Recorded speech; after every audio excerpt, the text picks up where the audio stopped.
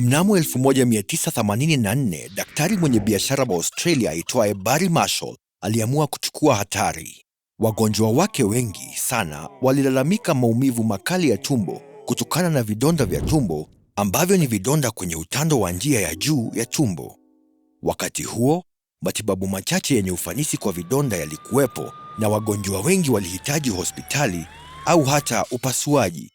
Kwa kuwa na tamaa ya majibu, Daktari Marshall alimeza mchuzi wa wingu wa bakteria zilizokusanywa kutoka tumbo la mmoja wa wagonjwa wake. Punde, Daktari Marshall alikuwa akipata maumivu ya tumbo sawa, kuvuta na kutapika.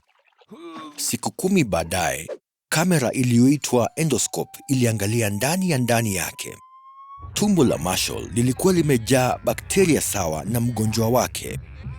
Alipata pia gastritis au uvimbe mkubwa wa tumbo, kitangulizi kikuu cha vidonda vya tumbo.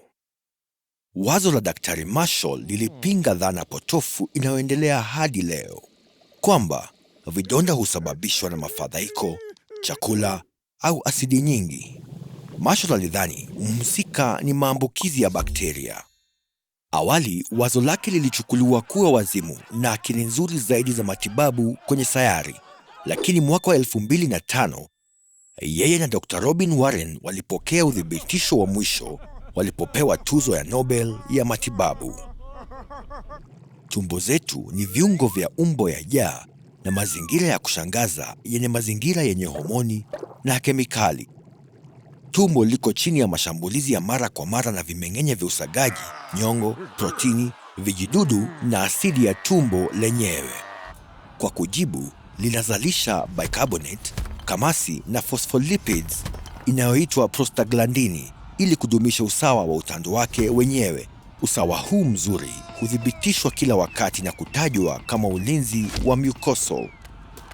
Tangu katikati ya miaka 1800, madaktari walidhani dhiki peke yake ilisababisha vingi vya vidonda vya tumbo.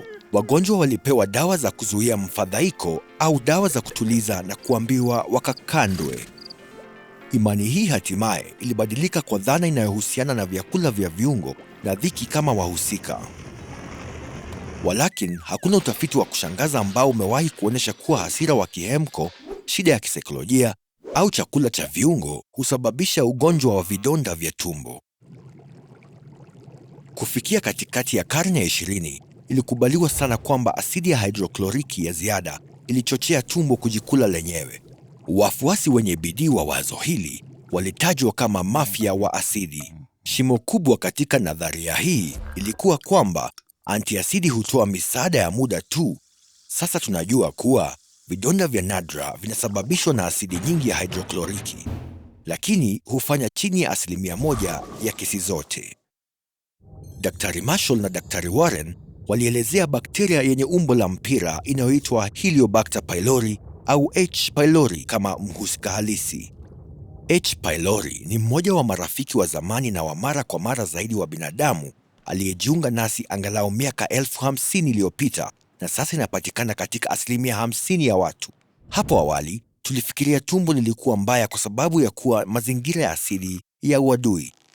Walakin, H. pylori huishi machafuko ya asidi ya tumbo na huduma mbalimbali zinazovuruga ulinzi wa mucosal kwa faida yake. Kwa mfano, inazalisha enzyme inayoitwa urease ambayo husaidia kulinda kutoka kwa asidi ya tumbo inayozunguka. H. pylori inaweza kutengeneza zaidi ya protini 1500, nyingi zilizojitolea kuongeza ugonjwa wake. Bado tuna maswali yasiyojibiwa, kama kwa nini watu fulani hupata vidonda wakati fulani. Walakin, tunajua maumbile ya mtu binafsi, matatizo mengine ya matibabu, matumizi ya dawa fulani, sigara na utofauti wa maumbile ya aina ya Heliobacter zote zina jukumu. Hasa, dawa fulani za maumivu zinazotumiwa kupunguza kuvimba katika viungo vimegunduliwa kufanya kazi na H. pylori, kuunda vidonda kali zaidi vya tumbo. Daktari Marshall aliishia kuwa sawa baada ya jaribio lake maarufu, ingawa hatari. Alikula kozi ya antibiotiki sawa na zile zinazochukuliwa sasa kwa vidonda vya tumbo. Kutibiwa na antibiotiki rahisi ni ushindi wa kisasa kwa ugonjwa ambao hapo awali ulihitaji upasuaji.